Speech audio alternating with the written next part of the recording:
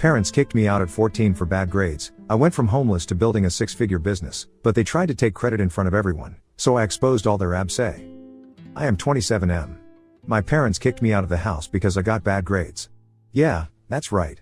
Though we have been living in the US for 2 generations, my parents have not learned anything from American parents about how to raise a child. My parents have literally screwed my entire childhood, obsessing over my school grades. They think good grades are the only way to make a successful life. To make it worse, my sister, who is a year older to me, is a class topper. So, I was constantly subjected to a comparison in school as well as at home. Situation was better until elementary school. I used to get A's in most of the subjects. My sister graduated elementary school with an A+ and topped the class, while I got an A and was nowhere in the list of top 10. That was the beginning of my parents' disappointment. In middle school, after every exam result, my parents would sit with my sister's last year's grade card and would compare it with mine. As this game of comparison started, my grades started dwindling further. With every dip in my scores, my parents' rage soared high. From A's in elementary school, my grades went south to B's and C's. My parents lost their minds with my every dip in grades. Except for hitting me, they did all sorts of things to punish me. They made me kneel down for several hours without food and water. They would starve me on the evening before the exams so that I could focus on my studies. A month before the exams, they would rip me off my video games, cage me at home, not allow me to go out to play, and not give me ice creams, chocolates, or any of my favorite foods. Whenever I asked them for anything, their response would be, "Get good grades, then you'll get this." Eventually, I stopped asking them for anything, knowing I wouldn't get it. My parents run a grocery store in the back street. My grandparents were immigrants in this country. Grandfather worked as a daily wage laborer and grandmother as a janitor. They worked 2 jobs each to raise my father and my other 2 uncles. My father had to quit his studies early on to support his family. He has been working since he was 11. A similar story runs in my mother's family too. Mom and dad worked very hard in their teenage years and 20s to save money and start this small grocery store on the corner of the street. They think that getting good grades can only bring them out of poverty. We are not as poor as they portray. Typical Asian thing of saving for a rainy day and starving on the current day. While I appreciate all their hard work and their faith in the education system, they overdid it. School grades barely matter until you don't have to repeat a year. And repeating a year is also not that bad, it just pulls you behind your peers by a year, but that's okay. By torturing a kid at such a tender age, they were setting up for an imminent failure. As a kid, I genuinely used to work hard to match up to my sister's grade, but somehow I couldn't. I struggled with memorizing stuff efficiently like my sister. However, I was good in calculations, which didn't require mugging up. But as my parents' punishment got severe, I turned rebellious. I deliberately skipped my classes and loitered in the playground. I would fill my exam papers with stupid jokes and song lyrics to annoy them even more.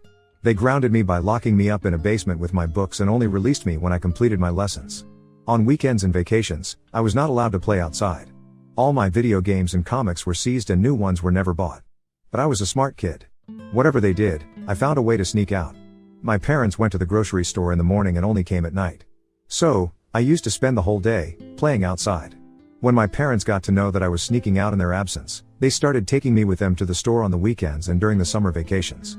It was supposed to be a punishment for me, but it turned out to be something I started enjoying. I loved interacting with people, helping them decide which cereal brand they should buy, and taking care of the billing counter. This didn't go down well with my parents. They didn't want me to run their grocery store. They wanted me to become a doctor or engineer. Anything less than that would mean bringing disgrace to an Asian family. One day I casually said that I wanted to be a salesman because I'm quite good at closing sales. My parents were horrified to hear this because according to them only uneducated people do sales jobs. Since they are spending so much money on my education, I should do a respectful job, which was either a doctor or engineer. All this went on until I pushed all their buttons by scoring an F grade in my freshman year at high school.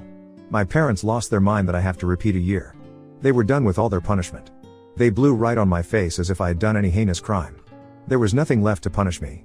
Except for hitting me, they did everything to apparently bring me on the right track. The verbal abuse and mental trauma reached its peak.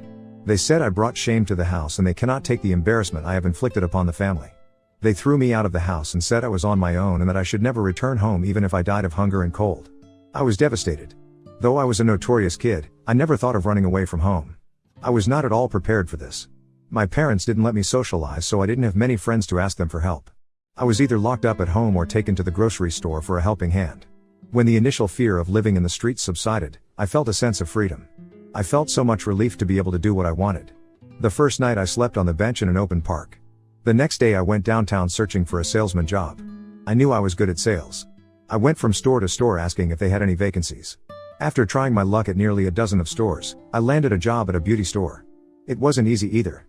I didn't have any qualifications or prior experience, but the store owner needed a staff urgently, so he gave me the task of selling an expensive lipstick as an add-on to a customer who was there just for a night cream. I don't know how, but I was able to do that. The owner thought I was passionate and cute to be able to sell makeup to young women, so he hired me. The pay was low, but he gave me a place to sleep. Later, as the sales increased, I asked for the commission in each of the sales I made. That was the beginning of my journey to become a successful businessman.